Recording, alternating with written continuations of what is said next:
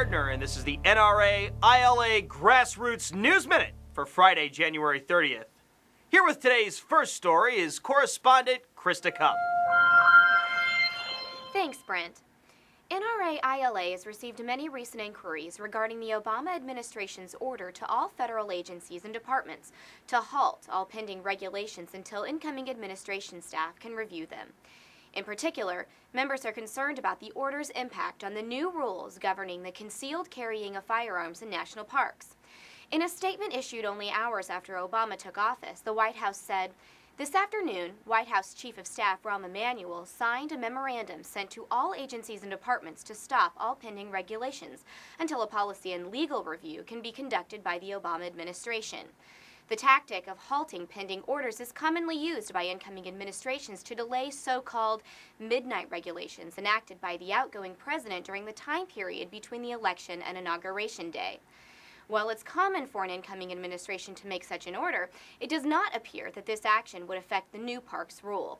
The orders outlined in Emanuel's memo would suspend or delay three kinds of rules. Number one, proposed and final regulations that have not yet been submitted for publication in the Federal Register. Number two, proposed and final regulations that have been submitted but have not yet been published. And number three, final rules that have been published but have not yet taken effect. The new parks rule does not fall into any of these categories. The rule was published in December 2008 and took effect on January 9, 2009.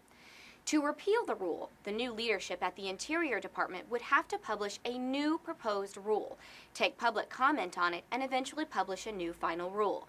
That action is certainly not out of the question. In fact, it would come as no surprise if the anti-gun Obama administration attempts to repeal the rule. Of course, NRA-ILA would strenuously oppose and fight against any such attempt. We will continue to closely monitor the situation and report on any developments as they happen. And now back to you, Brent. Thanks, Krista. It comes as no surprise that Big Brother's newest target is tracking firearms. U.S. Representative Bobby Rush of Illinois recently sponsored H.R. 45, also known as Blair Holt's Firearm Licensing and Record of Sale Act. The bill is, at its core, as its name implies, a licensing and registration scheme.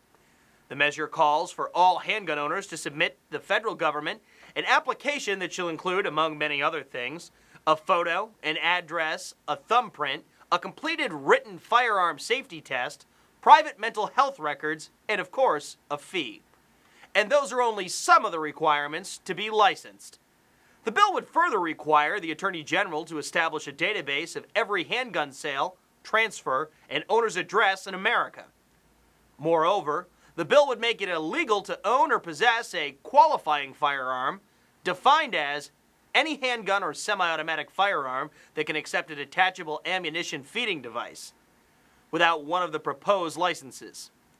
It would also be illegal for a licensed gun owner to fail to record a gun loss or theft within 72 hours, or fail to report a change of address within 60 days, among many other outrageous provisions. H.R. 45 is essentially a reintroduction of the same bill that Rush introduced in 2007.